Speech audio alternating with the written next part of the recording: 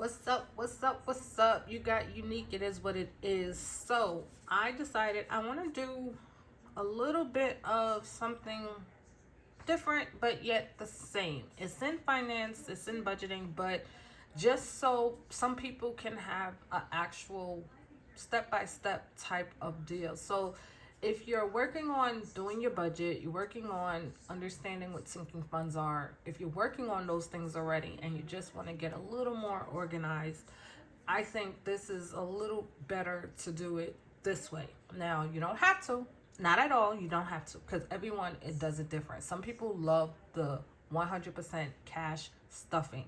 And if you enjoy cash stuffing, then you don't have to do this. If you enjoy the cash stuffing, if it's easy for you, then that's what you should work on.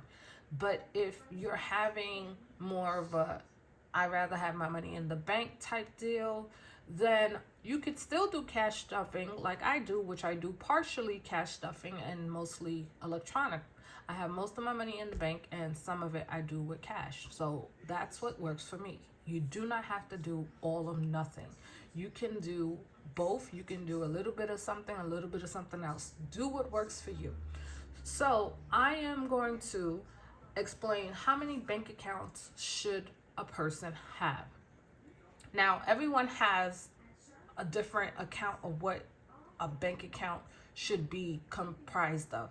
Now, there are videos out that says how many bank accounts should a person have. So, as an adult, we're talking adults, not children, but adults. If you are at least taking care of your own self, then maybe these are the bank accounts you should have. Now, if you're living with your parents and you're not completely dependent, maybe you could skip a step or two and work out just having two or maybe three accounts, and that might work for you. If that's what works for you, do what works for you. I'm just saying, to make it easier for some people, sometimes it's easier to see it in a way that it's a little more easier to see it, so it makes it a little more sensible for them. So I always say you should have at least your main checking account. So what is going to come out of your main checking account? Now, that's the one I think you should have coming out of your everyday spending. Your everyday spending should be your main checking account, because you're swiping your card. You could use that account for Zelle. You could use that account for Cash App. That account is going to be the one that is constantly being used. So that's why that should be your main checking account. Because if you're pulling money out, inside out, you're doing transaction, that should be a checking account. So you should be able to have at least your everyday spending coming out of this account. Sorry if you couldn't see. Sorry. So your everyday spending, for most people, it could differ from what the categories are here, but that's okay. Like I said, do what is according to your lifestyle. And if your everyday spending comprised of two of these categories or three or four, that's fine.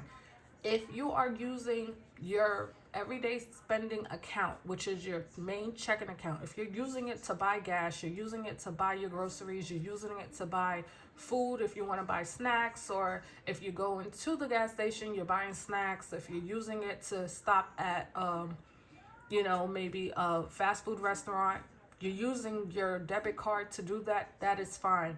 That is your everyday spending money. That money should not be you shouldn't have that money mixing around with anything else. Your everyday spending money should be separate.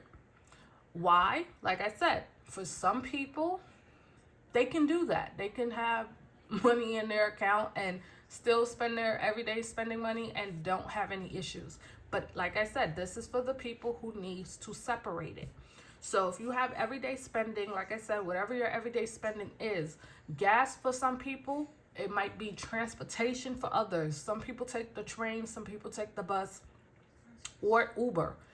Whatever your transportation mode is, that might be part of your everyday spending. So that account is going to be your main checking account. Like I said, you should also attach your Cash App as well as Zelle to that account, because like I said, money is going to go in and out of that account anyway, so maybe that's the one you should use.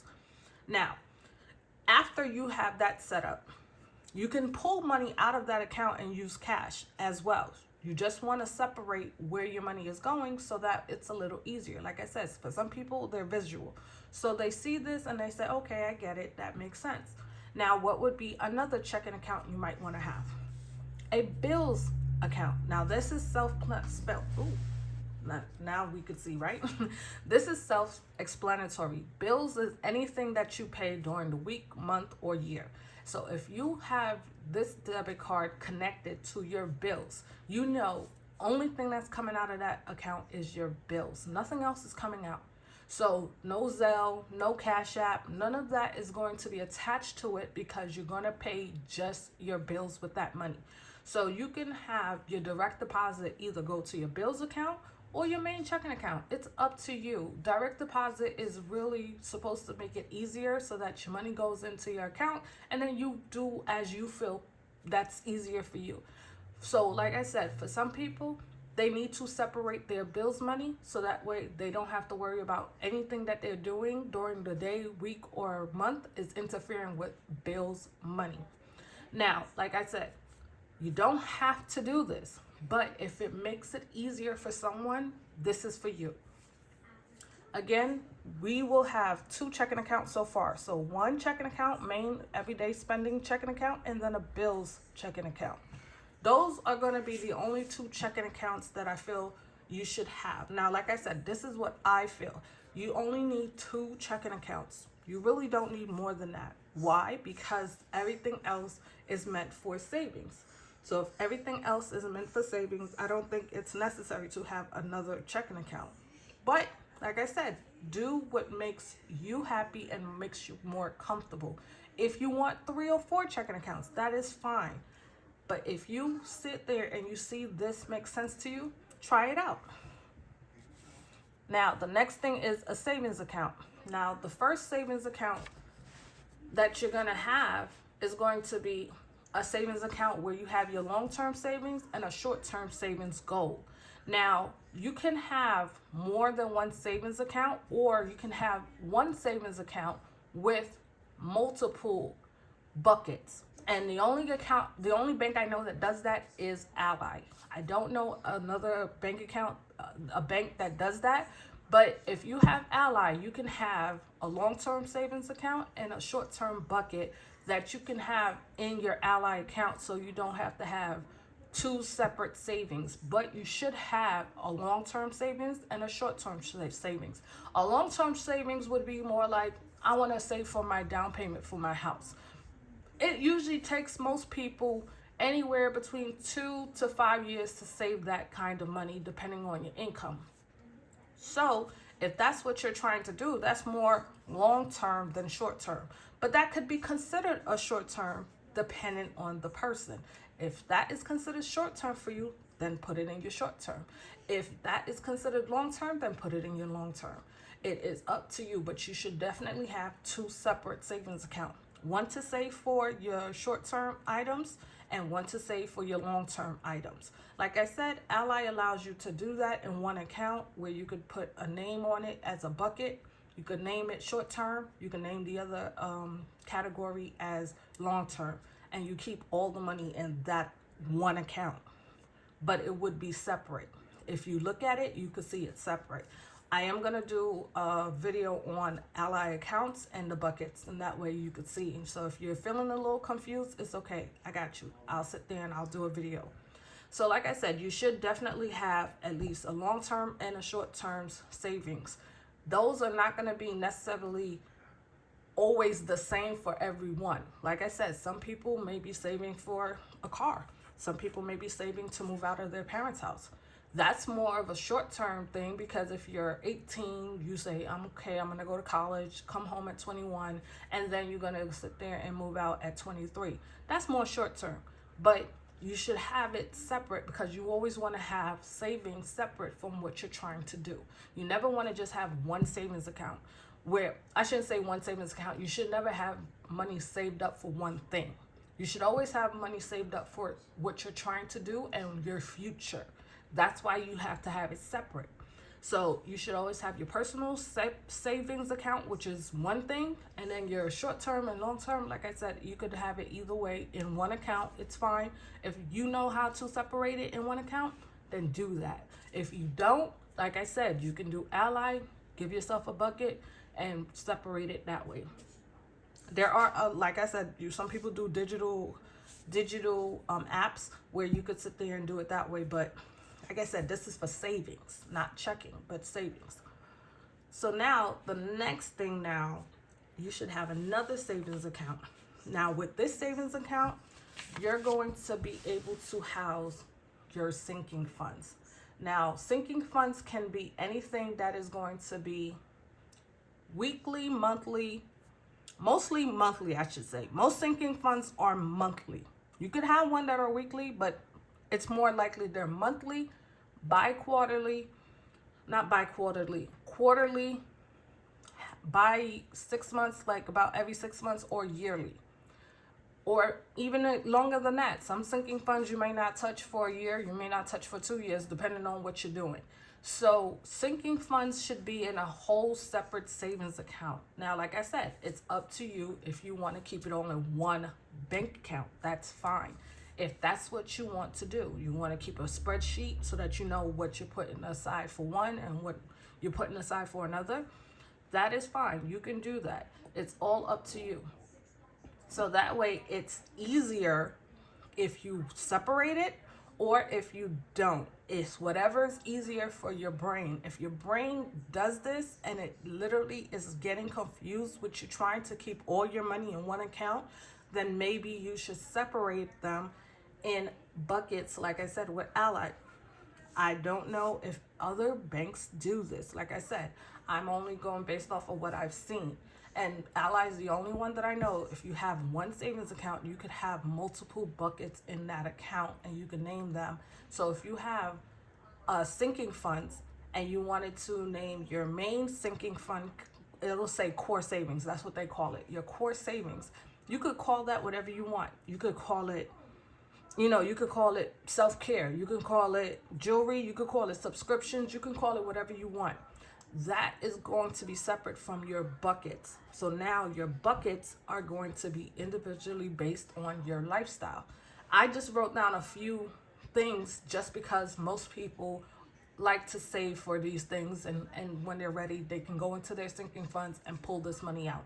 Like I said, if you're cash based, this is not for you. This is for people who want to do this online. So if you only want to do it online, this is how you can do it. So again, you sit there and you set up your buckets to name whatever it is that you want to name. You can name clothes, you can name jewelry, you can name it self-care, you can name one vacations, you can name one subscriptions, car repair, household. Like I said, there's more categories you can name, but it's whatever it is that's according to your lifestyle. Try not to make sinking funds just because you feel that might be a good idea. Try to have the sinking funds literally customized to your lifestyle. So some people are going to have car repair because some people have cars. Some people don't have cars. If you live in metropolitan areas, a lot of people don't have cars. They actually take the train, bus, or maybe Uber. So car repair would not be necessary for those people. Same thing with subscription. Some people don't have subscriptions. That doesn't apply to everyone. Same thing with jewelry. Some people don't care about buying jewelry. That's not their thing. So do what is right for you. And if this is something that has worked, this is something you've done, if this is something that you've tried and it didn't work, try it again. Try it out again and see if this might be a better method for you.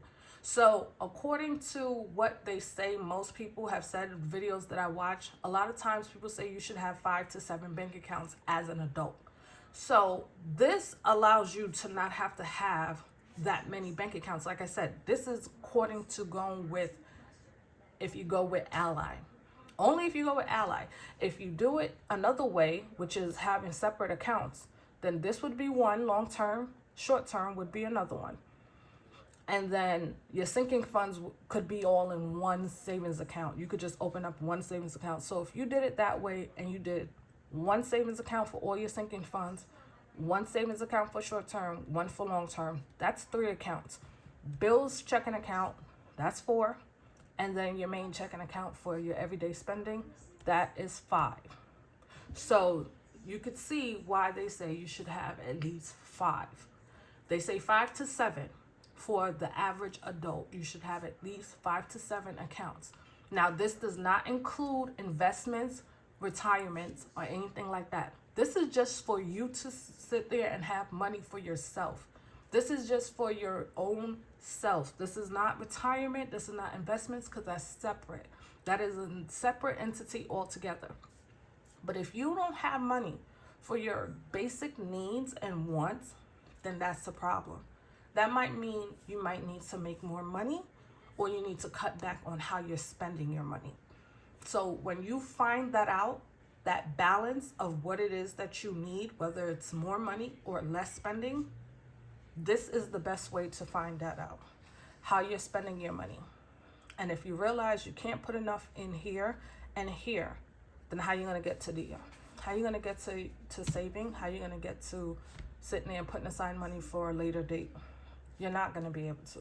So if you're getting stuck between here and here, you definitely might need to cut back on spending or add more income to your life. So hopefully this was helpful to someone. If it wasn't, I'm sorry. But like I said, this is more for people who are trying to save online, not necessarily cash-based. If you want to do cash-based, like I said, there is another way you could do it cash-based. There's plenty of people doing cash stuffings, and you can sit there and follow those people. Thank you for watching. Take care.